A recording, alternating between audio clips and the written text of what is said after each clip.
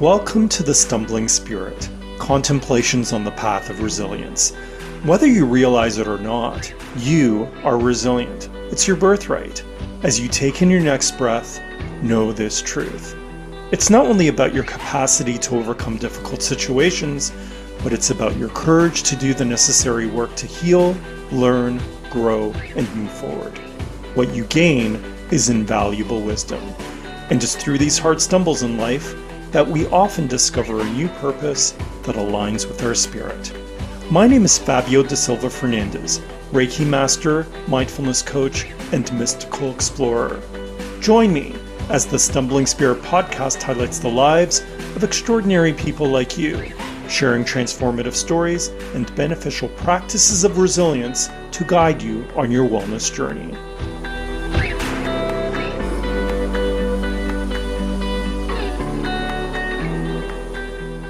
Antonio Lennert has surfed many waves, whether off the coast of his native Brazil or in the frigid Great Lakes of Canada.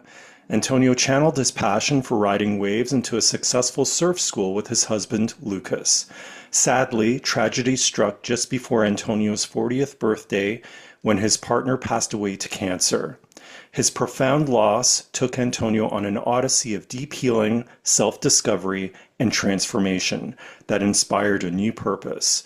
With an interdisciplinary background ranging from business to neuroscience, Antonio combines his academic training with his lived experiences as a professional leadership coach.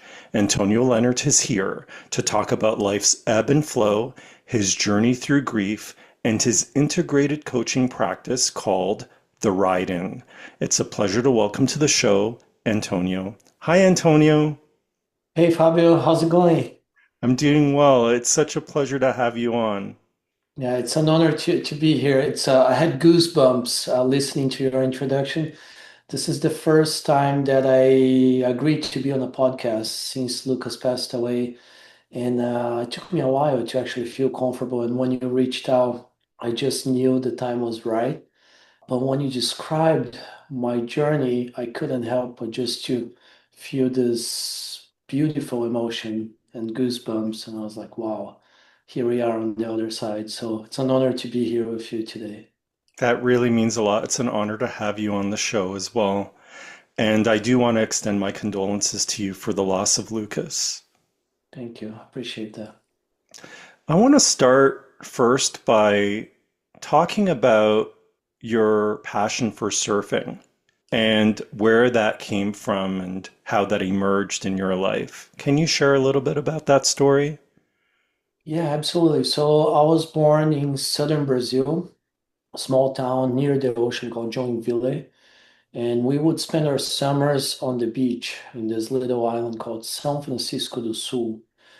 And so my mom always jokes that I learned to surf before I learned to walk because I have an older brother. He's 6 years older than me. So we would go to the beach and we're always playing waves. And he became a surfer years before me. And I just followed his footsteps. And I think my first surfboard was given to me when I was like 4 or 5 years old. It was a little boogie board in the shape of a turtle, and I very quickly outgrew that board. But it was something that my brother and I did growing up, so it's always been a part of my DNA, I guess. It's a part of your DNA, but it's also has been such a huge part of your life. Yeah, you can say that. It didn't occur to me that it was such a big part of my life because it was something that I did like growing up until I was a teenager. I ended up leaving it, like setting it aside just for not feeling comfortable with my sexuality during those teenage years, especially back in Brazil where I was. It was very conservative and didn't feel like it was a place for me anymore. And then I reconnected with it when I moved to North America, when I moved to California. And that became a big part of my identity. But then I moved to Canada and I thought it was gone again. And then it became a huge part of my identity when things happened here and I ended up with the surf business. So we'll probably talk about it today. I do want to talk about your surf business.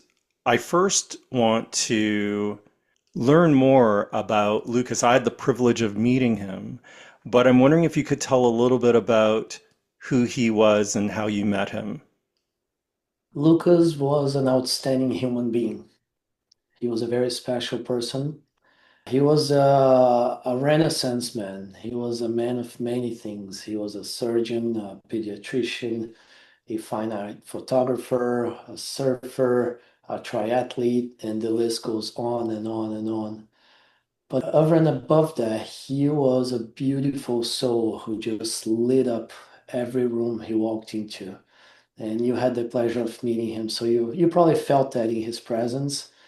And I feel so honored that I got to spend 14 years with him in my life as my husband. We met accidentally. I was living in California. I had been in San Diego for about 3 years, and I was going to school there, surfing every day, working at a retail shop selling Dutch denim. And I think it was like a Wednesday morning, and this beautiful man walks through the door, and I could sense his energy before he walks into the door. And we got chatting. It was just myself, my manager, and him in the store. And there was just something about him that I just couldn't get away from him. Like, when you have a connection with someone, like someone, whether it's, at a coffee shop or at the bank or anywhere, happened to be my place of work. I was helping him. He was looking for a new pair of jeans. And we got talking and we just couldn't stop talking. So it was very clear that there was some connection in there. And I think he was in the store for like an hour and a half. He tried on every single pair of pants that I thought would work for him. And even after that, he's like, well, is there anything else? I was like, well, I don't think it'll be your style. He's like, that's fine. I'll just keep trying them on. So it was very clear that we did not want that interaction to end. And we got talking about surfing. And there was a big swell hitting the coast that weekend. And he's like, well, I used to surf when I lived in Australia, misrepresenting his surfing ability. And then I invited him to come surfing. I'm like, well, I have a bunch of boards. I have a wetsuit. If you want to come surfing with me and my buddies this weekend, you're welcome to join us. So he left the shop with my phone number. We weren't even sure each other were gay. We were just being nice, and there was definitely a friendly connection there. So that was how it started. And then within the next few hours over text messages, he came clear that he couldn't actually surf, so he wouldn't be ready for the big swell.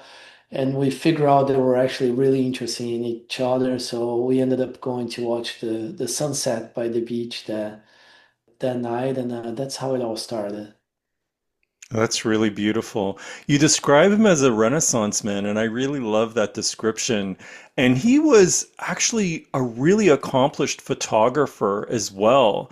I'm wondering if you could talk a bit about that because he did document a lot of stuff related to water. So I'm wondering if you could speak to that.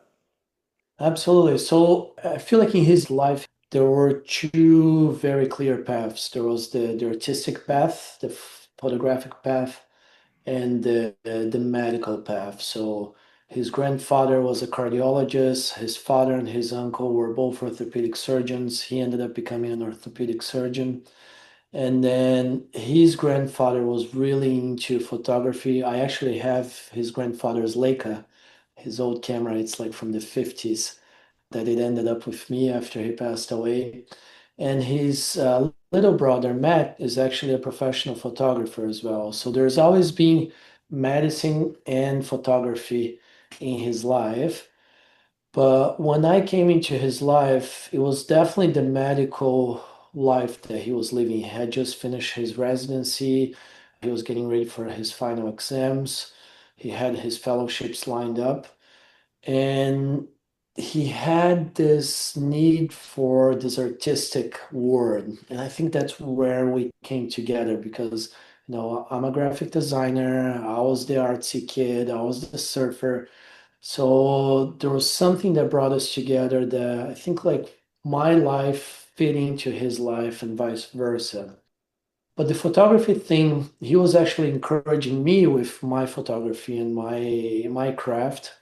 He actually gave me my first a DSLR camera, I think a year after we started dating.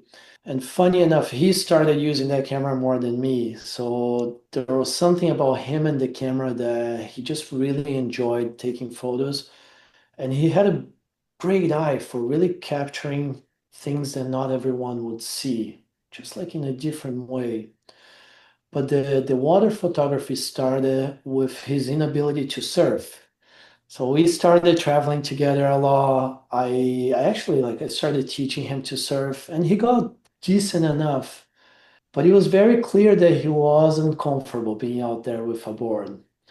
And I remember we went on a trip one year to Barbados and I had gotten him a case for his iPhone so that he could take photos in the water.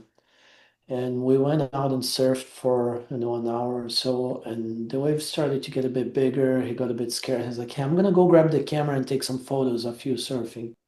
So he comes out of his phone in the case, and that was the time when he first lit up.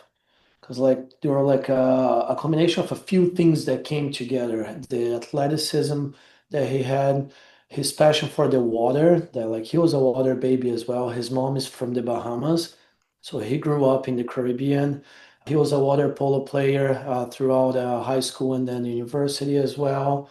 So that all the athleticism with, the photographic history in his family came together in that. And that was the first time that I saw him really happy. Like when we came in, he was looking at the photos he had taken. One, they were amazing. There was something, even with just a phone, he was capturing something that I hadn't seen before in terms of surf photography. And he was just buzzing. He was so happy about being in the water, doing the same thing that I love doing, but from a place of love for him. He wasn't forced anymore, right? He wasn't trying to surf so that he could belong there with me. He had found a new way to meet me there, but just from a different angle, which was beautiful. And that was the beginning of the story of his photographic career. That's really fascinating. The ability of him or the discovery of artistry through photography to be able to experience surfing and to also be connected with you in that overall experience. So that's pretty wild. I wanted to ask you about what life was like before Lucas's diagnosis. Can you describe that period of time? Yeah. Well, there was life before Lucas, which was one thing, and then there was life with Lucas before the cancer diagnosis. So what happened when we met is within 6 months we fell in love and we knew that we wanted to be together. And I was still living in San Diego, finishing school. He was in Vancouver, finishing his first fellowship.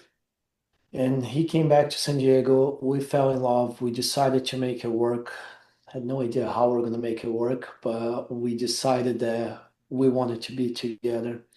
And then he comes back next time. So this is basically like our second date, official date, right? He comes back and we rent a house just up the coast in San Clemente. And I had planned for us to surf that weekend and do a bunch of, Southern California things, hiking, enjoy the sunshine. And he got really sick. He had never had any health issues his whole life. He was a really strong, healthy man. And on our second day, he got really, really sick that I ended up taking care of him all weekend, just like high fever. The house had three bedrooms and three beds. He would just sweat through each bed that I would have to do laundry and actually, prepare the next bed. So we're really scared. We didn't know what was happening. But it just got to Sunday. He's like, you need to get me on that plane. I need to get back to Canada where I have access to healthcare and I need to figure out what's happening. So I got him onto the plane. And the next morning, I wake up to a phone call from one of his best friends, just saying, hey, I know Lucas was with you on the weekend. We don't know each other yet, but I found him on the floor of his bathroom this morning, and he is in the intensive care unit here at UBC. And that was really scary because we had just started dating and we had made a commitment that we were going to be together. And I asked him, I was like, "Do you think I should come up?" He's like, "I think you should." So I actually booked the first flight to Vancouver and went there. And I got there, another friend of his picked me up. This was late at night.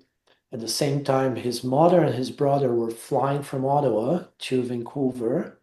So I meet the two of them at 2 in the morning by opening his studio or his loft door to his mom and his brother. And then we managed to, the three of us, sleep there. The next morning, a friend picks us up and takes us to the hospital. So this is how our life started. It was through like a really big health scare that expedited everything. He ended up in hospital for 30 days, and I shared his loft with his mom and his brother for about 3 weeks, and we were taking turns taking care of him. So that's how it all started. It was something related to his autoimmune system that the doctors couldn't quite put their fingers on. So he got better, but throughout our whole lives together, there were always scares that would happen from time to time. So he got better. We went to live in Australia for him to do another fellowship. He was okay there. We came back to North America. We're in Dallas. He got sick again. So they ended up removing his spleen and he became really good for many years. That's when he decided to become an Ironman. That's when we started doing the bike rides, the fundraising rides in Ontario, Quebec, in California. So that's when he became invincible, but it kept coming back every few years. Whatever he had would manifest itself in a new way. So you asked me how life was before the cancer diagnosis. I would say it was challenging because there were these health scares. There was this underlying understanding that at some point maybe something would take his life because there was a lot of stability. But what that did, Fabio, was it created an opportunity for us to really live the life that we wanted to live. We realized how ephemeral our life together was. So we did every single thing that we've always wanted to do. And we lived life to the fullest. We were healthy, we were fun, we disagreed like every couple do, but I think we made every single minute of our lives together count. That's really powerful. I was doing some reflection. I was writing something actually a couple days ago about this idea that sometimes we really don't understand the value of life until we lose someone or if we're faced with our own mortality. And so when you were talking and explaining how Lucas had this underlying health condition that was mysterious, you didn't know what it was, that it was really a vehicle for the both of you to just live life to the fullest. I think that's really beautiful and powerful. Yeah. When you realize when you're faced with your own mortality or the mortality of someone that you love that is very close to you, I think there is a natural mindset shift that happens, right? Because you know that it is ephemeral. You don't know how much it's gonna last, so you either make it count or you don't. Absolutely. I'm wondering if you can talk about, and it might be hard to articulate, but I think it's important to maybe share a little bit about your journey through grief. Of course, only share what you feel comfortable sharing. How did Lucas's loss impact you, and how are you able to navigate through your grief? Hmm. It's an excellent question. I think Lucas and I were so intertwined, like we were an entity. for so many years. People who knew us as Lucas and Antonio. There was no Lucas and no Antonio. And looking back, I don't think that's great. I think it's important to have your own identity, but we became something so special that both of us were completely fine with that joint identity.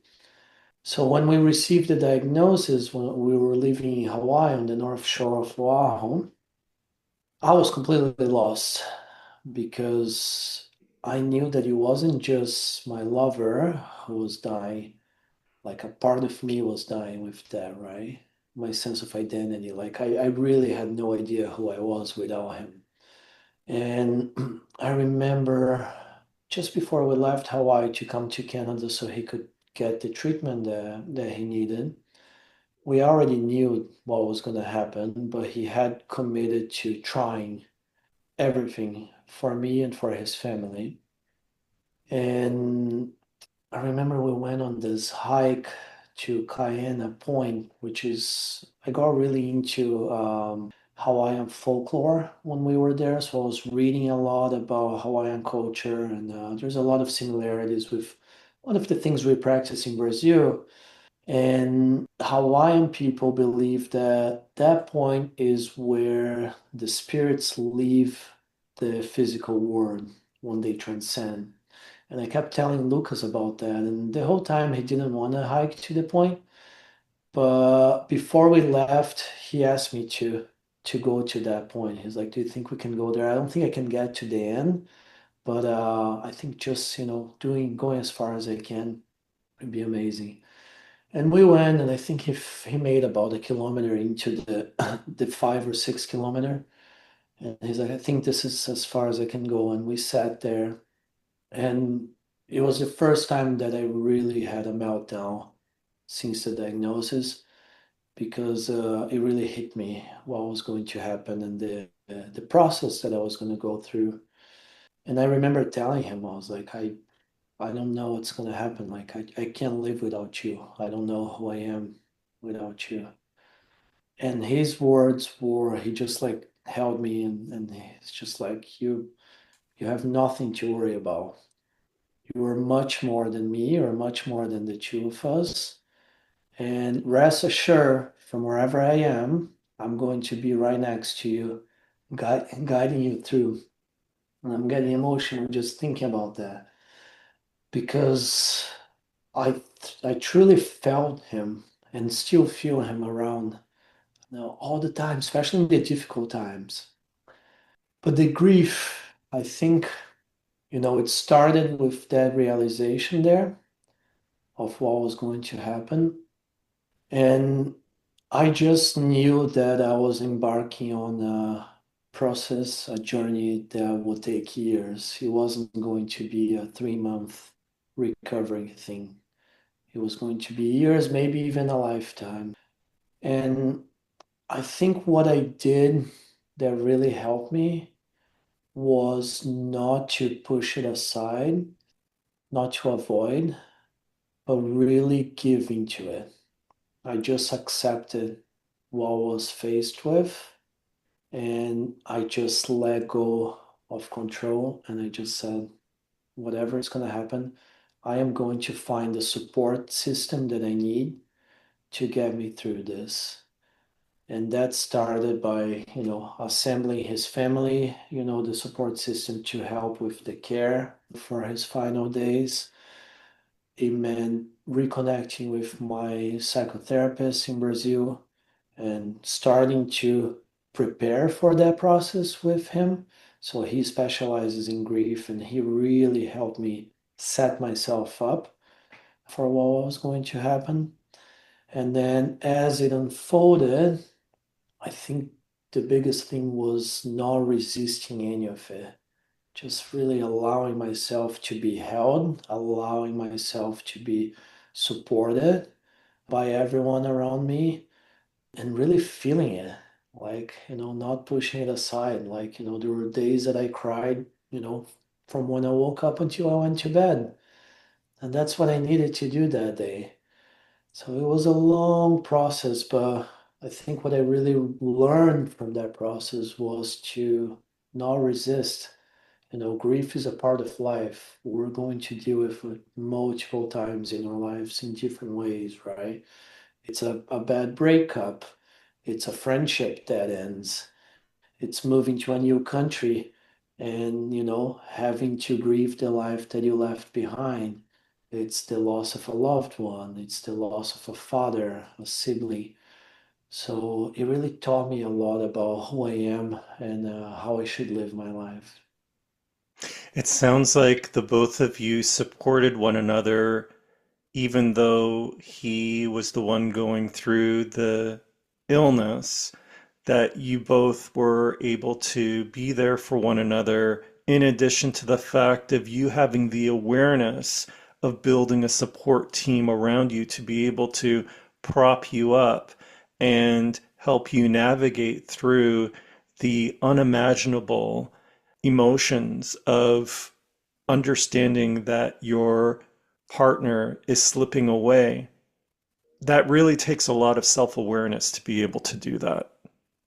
What kind of cancer did Lucas have? It's called cholangiocarcinoma. So it's a very rare type of liver cancer that doesn't have a cure. And it's very aggressive too. So for him, it was 6 weeks from diagnosis. And he did blood work every month because of his condition. So when we left for Hawaii in November, there was no cancer, everything was fine. And by mid-January, the tumor was 16 centimeters in his liver. Wow. Even though he had those health issues that you were talking about, the underlying mysterious autoimmune problems that he was having when it comes to getting diagnosed with cancer and an aggressive cancer and passing that happens so quickly, I can imagine that it's very difficult to prepare yourself for something like that. Yeah, I think like nothing prepares you for a loss like that, right? It's just something that you're gonna go through and you're gonna have to find ways of getting through it and learning for it. But in a way, like, I wish, for anyone around me, anyone listening, like if yourself or someone you love is going through cancer and it's terminal, I really wish that it's quick because I couldn't even imagine having to endure 2, 3 years of that and then having the same result in the end. And I know a lot of people out there do go through that process, right? So I think in a way, if I'm gonna go from cancer, like, take me like 2 weeks, 4 weeks, and not prolonging, the pain for everyone around me, including myself, by years. I was reading how you, as a part of your journey through grief, that you did therapy and somatic practices. I'm wondering if you could talk a little bit about how that helped you in navigating through the loss of Lucas. So I've been doing therapy since I was 18 when I was diagnosed with depression. So it's always been part of my life. I think the somatic work for me really started when I started studying yoga and meditation. That really allowed me to begin to connect the body sensations, the feelings in and around my body with my thoughts, with the more analytical part of my existence. When Lucas passed away, I was doing therapy twice a week, and it was really beneficial. I was really accessing kind of like it was less about the somatics, but more about processing the analytical component of my loss and where I was in life. I did some somatic work with a good friend of mine, Lisa Messina, and she was the first person who really helped me unlock a lot of that pain, really identify where that pain my hard wirings, where it was stored within my body. And I would say both of them were really beneficial in different ways, but it was in the somatic practice that I really became aware of my hard wirings. And I think that was the beginning of this shift for me of, really finding this life purpose again. It was through that practice of presence and really noticing what's showing up in my body, what memory that's connected to, and then, processing that in that environment, processing that memory with my therapy. So I think they were very complementary, the two practices that I was utilizing. I talked earlier about the fact that you and Lucas started a surf school. It was called Surf the Greats, and it was quite a successful venture that you had. And in this experience where there is upheaval in your life because Lucas is diagnosed with cancer and you're having to go through that caregiving experience with him and then, the grieving experience with him, there's a point at which you decide that you're going to wind down those operations. And then there's something that inspires you to start a new business doing coaching. So I'm wondering if you could talk about that whole experience. Absolutely. So starting with Surf the Greats, that was the first time in my life that I found my purpose. And it's interesting because it was born out of necessity for belonging. So we had moved to Toronto. I had been here for 3 years. I was studying graphic design at OCAD University, and I didn't know I could surf here. So I thought my surfing life had been destined to warm holidays. And that was such a big part of who I was, right? Coming from Brazil, living in California, living in Australia. There was definitely I talked about grieving parts of you, that was a part of me that I had to grieve when I moved to Toronto. It was that surfing identity that I thought it was gone, right? I mean, Canada, I didn't know much about surfing in Canada. Definitely did not think I could surf in Toronto. So in my mind, it's gone. So 3 years into it, I discovered that people have been surfing on the Great Lakes since the 60s, and that there is a small but growing surfing community here that is very accepting and that it's very diverse. There's people from all over the world, people like me who thought they had lost something, who have now found something. So we started surfing, Lucas started surfing as well, and it was through that I found for the first time in my life, I found belonging in surfing and I had found myself. And I also found an opportunity to educate and nurture this community that was growing very quickly and didn't quite have figures who were helping people to practice the sport safely, get out there and and be part of this lifestyle here. So that's how it started. It was very organic. It was out of nowhere. And it became very clear to me that that was my purpose. This is what I'm going to do. I'm going to help build this community. I'm going to strengthen this community. I'm going to become a surfing instructor. I'm going to open a shop. I'm going to open a surf school. And that became Surf the Grades.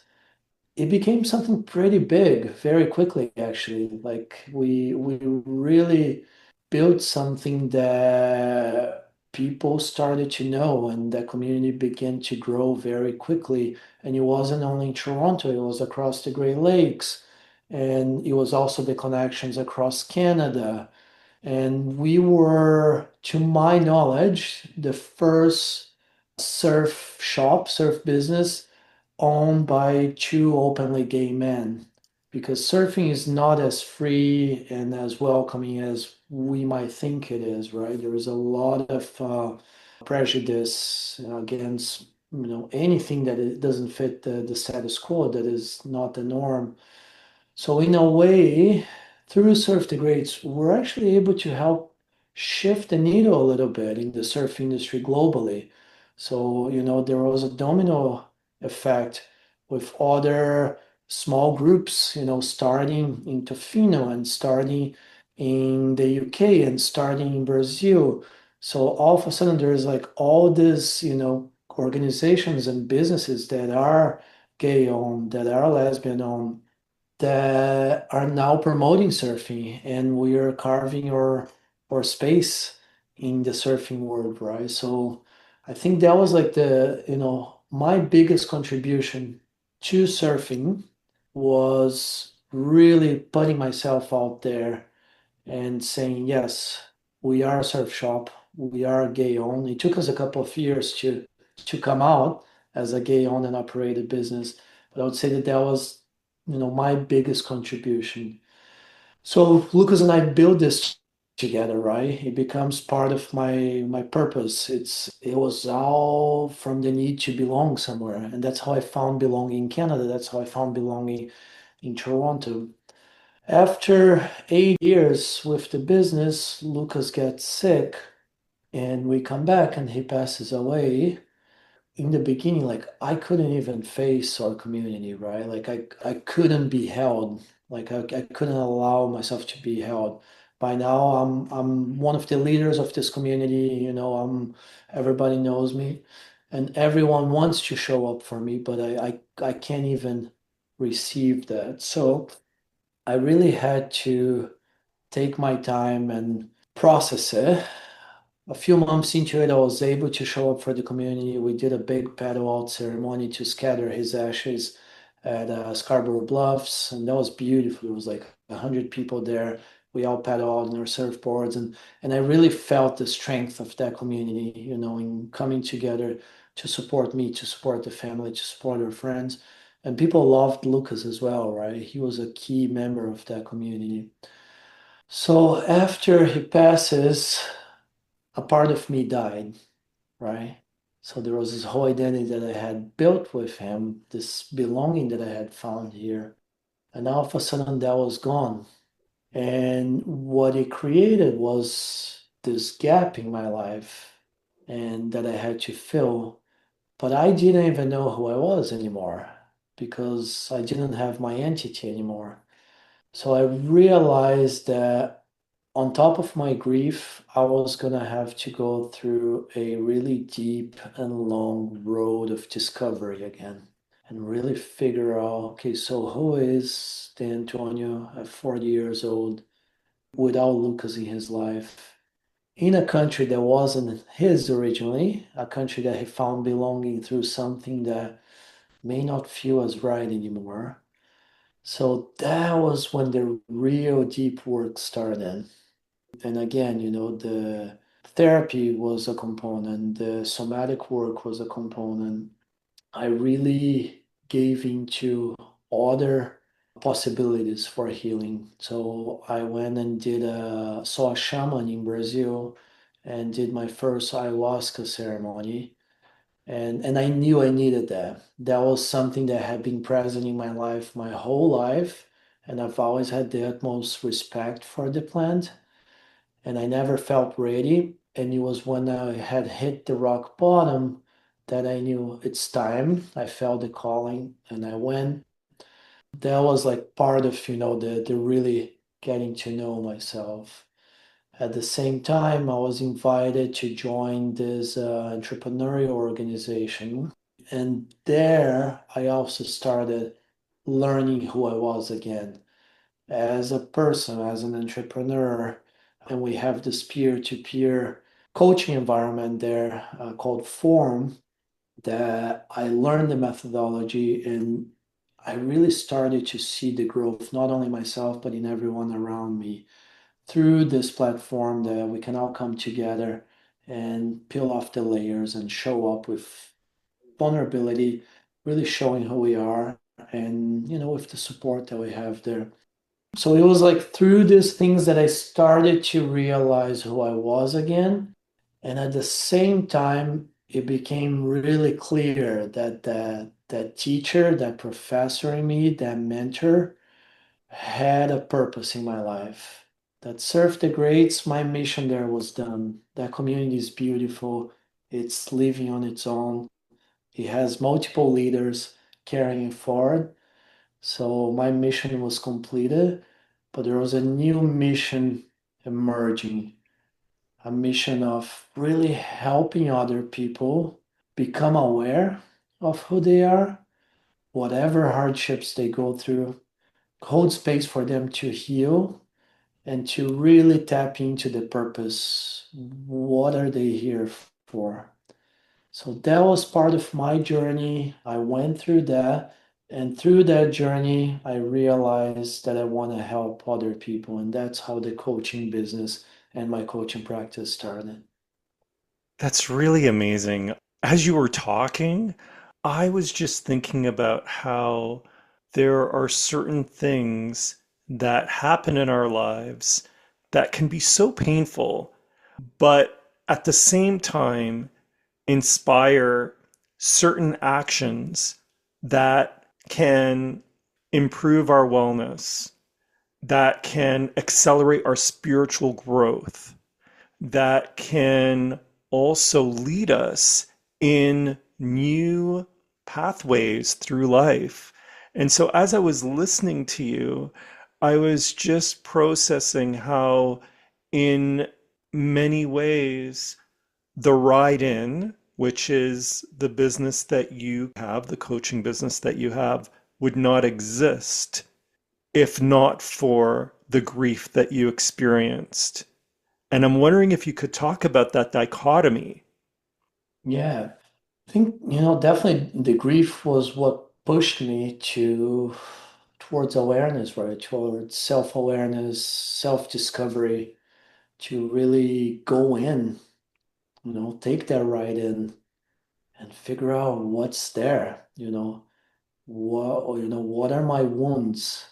What are the things that happen in my life, in my formative years that are getting in the way of me becoming who I want to become, that are hardwired into my behavior to, get away from this autopilot that I've been on for the past 40 years and really become conscious about who I am, how I show up, and how I can change the things that aren't quite suiting me, right? So I would say the grief was it was the fire, it was the what ignited that. And once I went through that process, it's been 5 years, I'm still going through that process, right? I don't think it's a process that has a definite end. The self-awareness, the growth, the expansion is a lifelong commitment. But I can see clearly, where I started, where I am now. And in the last 3 years since I began coaching, I can also see clear the transformation in the clients that I have worked with. Some of them have been with me for 3 years already, and where they started, what their rock bottom was that they decided to come to me, and how we used a lot of the things that I went through, a lot of the tools that I used on myself that I learned with other people, plus the tools that I have learned in my coaching courses, in my MBA, to really help them find that in themselves, right? So to me, it was grief. To a lot of people, it might be something else that leads them to say, you know what, enough is enough. I am tired of the old me, and I know I can become who I want to become. So that's how the write-in was created. I want to talk about specifically the ride in a moment, but I want to ask you some specific questions. Because you work with leaders, I wonder if you could share with us what your definition of a leader is. That's a great question that I haven't been asked before. A leader is someone who has influence over other people, but more importantly, is someone who has influence over themselves so that they can affect change in and around them in many different ways in life, whether it's their personal life, their family life, their business life, their community, anyone who can influence those around them, positively or negatively, to me is a leader. What kinds of leaders do you work with? I work with a lot of founders, so founders and CEOs, entrepreneurs. I work with C-suite executives as well. So people who have built something or who have built their lives around climbing that ladder and having more people to lead underneath them. You were talking about influence. I actually think that's a great answer. I'm wondering whether you have any ideas of what leaders get wrong. The one thing that I really notice around, and this is one of the reasons why I started the Right In, is that a lot of leaders have gotten to the top by pushing away all the things that they didn't want to face in those formative years. So maybe you were bullied for being different. Maybe you had ADHD that was undiagnosed back then, and you had so many people telling you that you're incapable of anything. And that becomes hardwired into who you are, and you work so hard to prove them wrong. So you climb, climb, climb, you reach that ceiling, but maybe you didn't work on the thing that got you there. And at some point, you're going to hit that ceiling. And unless you really go in, take that right end, and unpack what got you to that position of leadership, you may not fully find your purpose in life. You may not fully reach your capacity, your potential. So, what I think leaders get wrong the most is not actually doing the work that is required to be self-led, not to be led by, the behavior that they created in order to survive and thrive in that world.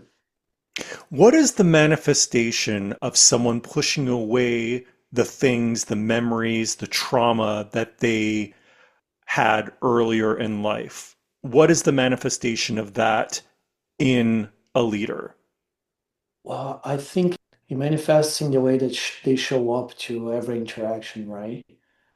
It's when you push away the things that create those patterns, you live on autopilot.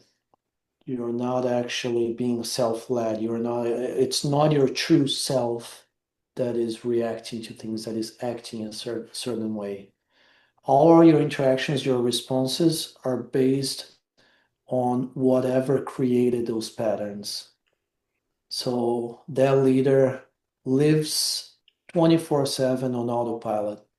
And it's fine. They have coping mechanisms. They can be successful, but it's not themselves, their true selves, showing up to those situations. It's the patterns guiding their lives day in and day out. And the patterns get represented as a armor. That was the first thing I thought of, was an armor that leaders have around them if they do not do the inner work to face those barriers. Yeah, I think it's the armor, for you to protect what you have protected so dearly your whole life. But there is also the defense mechanism that when something comes towards that armor, I'm going to fire back, right? And there are many different ways that I can fire back on that autopilot, being reactive. To my listeners, what are your thoughts on my conversation with Antonio Lennert? I'd love to hear from you. Just DM me on Blue Sky at thestumblingspirit.bsky.social. One of the taglines for your business is aligning inner truth with outer impact. What does that mean? Yeah, so inner truth is really like figuring out who you are, right? It's finding that self leadership. So I'm training internal family systems, and if you're familiar with IFS, we have our true self. So that's who we are when we're born. We have that self within. And then we have all these characters that get created every time when things don't quite go right in our life. So, earlier in my life, I was being bullied because I was different than the other boys. So that's a part of me that becomes exiled. There's another part of me that emerges and becomes a manager, becomes a part that keeps that exile safely. There's another part that emerges that is the firefighter. When the manager can control a situation, that firefighter comes in and takes over and flips a table, whatever he needs to take control of the situation to keep that exile safe. And we all have many of those exiles. We all have many of those managers. We all have many of those firefighters. So being self-led is disarming those parts, is getting to know those parts so that you're actually responding as yourself, that self-leadership. So that's how we find that inner truth, right? Who am I, Antonio, at 42 years old, in my core? And how does that person want to show up to the world? So it's in finding who you are, in really becoming self-led, that you can have a greater impact outside your world, whether it's in friendships, relationships, work, business, entrepreneurship, whatever you want to do. You mentioned internal family systems. That's one of two areas of study that I had never heard before. The other one is neurolinguistic programming. So I'm wondering if you could elaborate a little bit more on those two areas. Yeah, so neurolinguistic programming is the base of modern coaching. So it's the relationship between your words and your thoughts and how you react to certain ways. So we really look at, patterns, in the speech, looking for your belief system, looking for inconsistencies or consistencies in the way that you're showing up. And there is different ways that we can rewire behavior by starting to map that out, by starting to question that, and by rewiring, your response to things that show up in your life. And then internal family systems comes from psychology.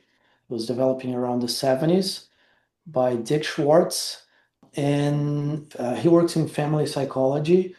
So his whole study has been about identifying this, he calls it a family system, but it's like there are parts of yourself that I described, the exiles, the managers, the firefighters, that exist as a family internally to get you through every single situation in your life, to keep you safe at all times. It's funny, as you were talking about the explanation of internal family systems, what came to mind were fractals of ourselves or different dimensions of ourselves.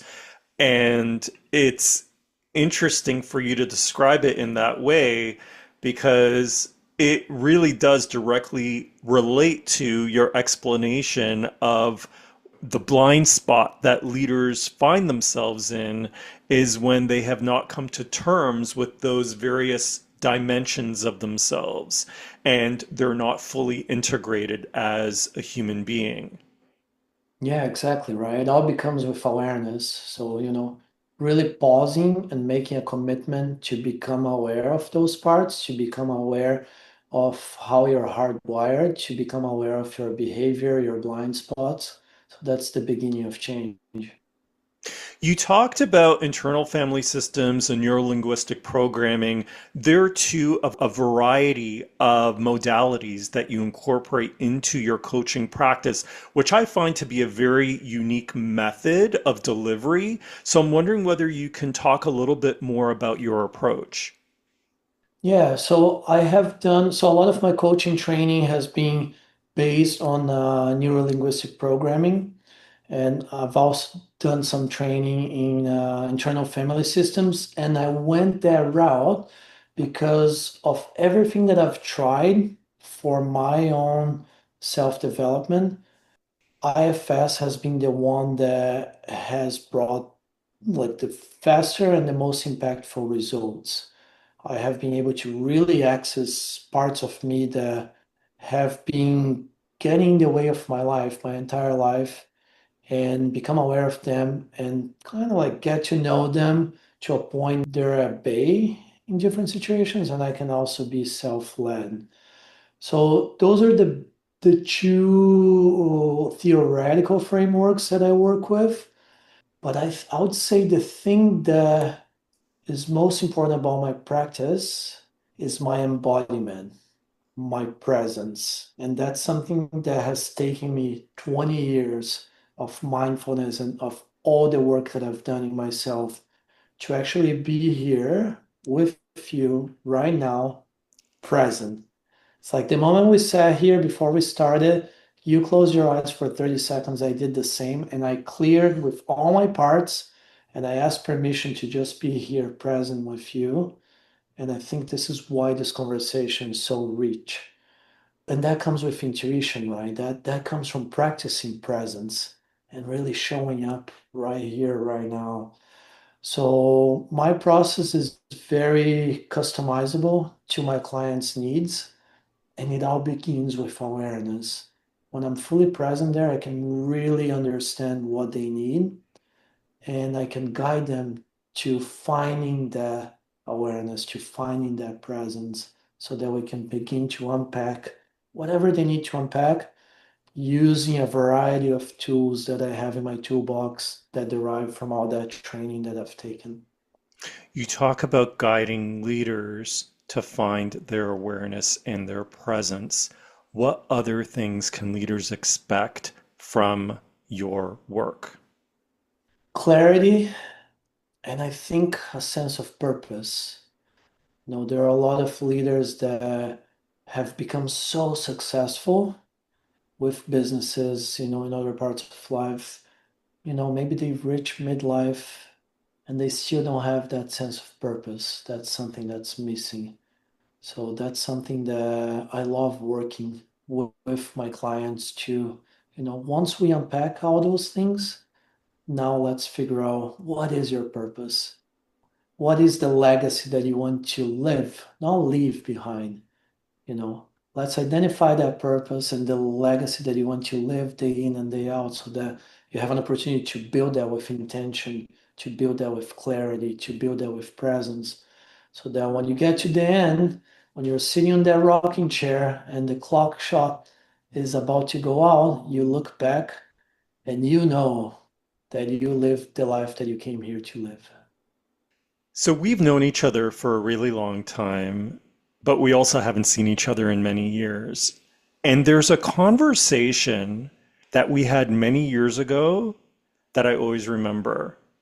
We were talking about the Portuguese word saudade. And you were talking about how in university you wrote a thesis on that word. And we had a really deep conversation about it. For our listeners, saudade, the closest word in English is longing, but it means something much deeper and it's more profound. And for any Lusophone out there, you know that there have been songs written about saudade and books written about saudade. So it's really a word that runs deep within Brazilian culture. I'm wondering whether you can talk a bit about what saudade means. It's really interesting because that word has defined Brazilian culture, as you said, poetry, music, visual arts.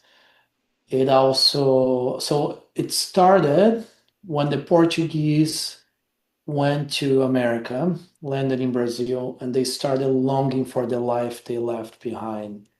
That's how the word was created in Portuguese, and there isn't the same word in any other language that I know of. In English, I think it's closely related to longing and nostalgia. But for us Brazilians, it's way deeper than that. It's not just longing, it's not just nostalgia. It's part of our DNA, it's part of who we are. We long deeply, viscerally, for moments that we had at a carnival one year with a group of friends, or that moment that we had with our father on a trip, or a song that came out when we were kids and we haven't heard for 30 years. And all of a sudden, it plays on the radio, and we know every single word and we feel that emotion in our body. So to me, saudade is that love that never dies. It's something that happened before. It was so important for you. It will never happen again. You'll never regain that. But your love for that moment, for what happened, is still alive within you. And when you feel that, you're like, oh, que saudade. So it's something really beautiful, really poetic. And I think it's ever present in Brazilian culture, especially for Brazilians in exile, right? It's something that we had to grapple with for our entire lives. It's really missing the life and the land that we left behind. When you reflect back on your life and the passing of Lucas, does Saudade take a different meaning for you today? No, I think like I have spent so much time unpacking saudade, like with my thesis in undergraduate, and it's always been just like, the longing and belonging have always been so present in my life. It's something that I negotiate every single day, that I have always learned to look at saudade as something positive. Like it's not just negative. For a long time in my life, I would see, the longing as something negative. But I feel like, after doing my thesis and then through my grief, I have really learned to look at saudade from a very positive perspective. It's a celebration of something that happened. It's a sense of gratitude for having lived there, having lived through that, having experienced that. And it's not necessarily something bad because it's gone. That's just the ephemeral nature of life, right? Obviously, you have a deep connection to the water, and I'm wondering whether you can share what has the ocean, the lakes that you've surfed taught you about life. Yeah, I spent a lot of time in the water throughout my life. And I think the biggest learning from the ocean is presence. It's knowing that no wave will ever be the same as another. And that wave that just passed is gone. And you just need to accept that. Whether you rode it or not, that's just what happened. There will be more that come. They'll never be the same, but they'll teach you something new about life and about yourself. What is one piece of advice that you could offer someone who is going through grief right now? I think the main thing is to not push it aside. A grief that is not grieved is a grief that stays with you forever. So if you need some time, that's okay, but don't just lock it into a little box and protect it for the rest of your life, because it will show up in many situations in your life until the day you die. And if you allow yourself, if you give yourself permission to feel that, to go through that process, to surrender to grief, you are going to learn so much about yourself and about grief itself, that that's going to show up positively in many situations for the rest of your life until the day you die. What does resilience mean to you? Resilience means the capacity to endure difficulty, hardship, without pushing through it. It's the ability to let yourself falter, to let yourself fall down when you need to fall down, and to find the strength to rebuild one block at a time. I really like that answer. This season, I'm exploring the connection between compassion and resilience. And I'm wondering whether you could talk a little bit about what your thoughts are on that influence that compassion has on resilience. I think they're directly related. I think a lot of compassion is required for resilience. And I talk about self compassion because I think a lot of times it's a lot easier to be compassionate towards others than to yourself. So, at least for me, my ability to offer myself that compassion and to hold space for myself and say, it's okay. You're in the worst possible moment of your time right now, but there is only one way forward and it's up, right? Because when you're down here, the next move is up, as you go up and down in the life. When you die, it's a straight line, the ups and downs stop. So it's offering that compassion to yourself so that you can slowly begin to learn and put those blocks back together so that you can emerge at the top or on the other side and then hopefully offer that compassion to other people who might need whatever you have to offer them. As you were talking, I was imagining waves. Ever present. What are your practices of resilience? I think it starts with mindfulness because I don't actually become aware of what's actually happening unless I stop and check in. So when I identify what's happening, I have some clarity and then I can work towards acceptance instead of resistance. And once I accept that, I offer myself compassion. I hold space for myself to deal whatever is showing up, whatever is emerging. I give myself permission not to be perfect, not to have all the answers. And I learn from the process so that next time it happens, it might be quicker or it might be easier, or I might not have to go as deep into whatever is happening. So that it's like a muscle that I'm building through that process. There might be things that will totally floor me again, but what I'm going through right now, if it happens again, maybe it'll just be half of what I'm feeling now. And I will have that awareness through those tools so that I can really map out what's happening within. You talk about mindfulness as being fundamental to your resilience, and you talked a little bit about it, but I'm wondering how else does it benefit you? When I don't keep my daily mindfulness practice, and I don't mean sitting upright for 2 hours every day, I mean checking in with myself for a minute here, for 5 minutes there, whenever I'm triggered, to really pausing and saying, I'm going to center myself. Let me just notice what's happening. When I don't do that, I default to autopilot. Those parts that are at bay that I got to know end up taking over. I become reactive and I am not self led. I end up acting and reacting from a place of fear, from a place of despair sometimes, and on autopilot and out of control.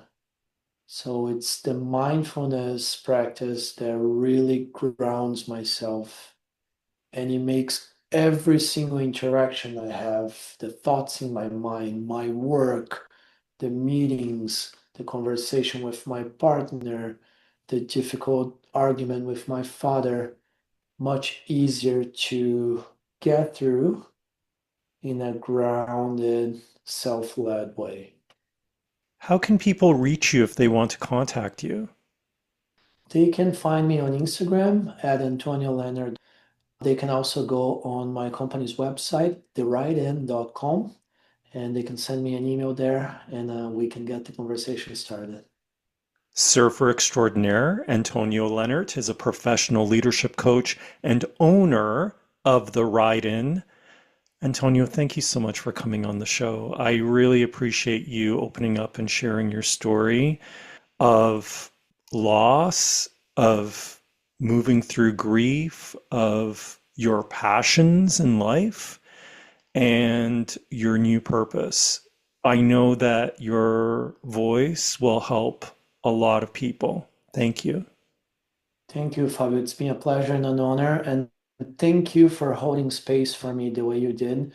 This is a level of presence and vulnerability that I strive towards, but I wasn't sure I'll be able to find in this environment, sharing so openly to your listeners. So I'm really, really honored by how you held the conversation here. Thank you for listening to The Stumbling Spirit, Contemplations on the Path of Resilience. This is Fabio da Silva Fernandez. Join me again for another episode of transformative stories and beneficial practices to guide you on your wellness journey. If you wish, you can follow and DM me on Blue Sky at thestumblingspirit.bsky.social. Until next time, take a deep breath and another step forward on your path of resilience.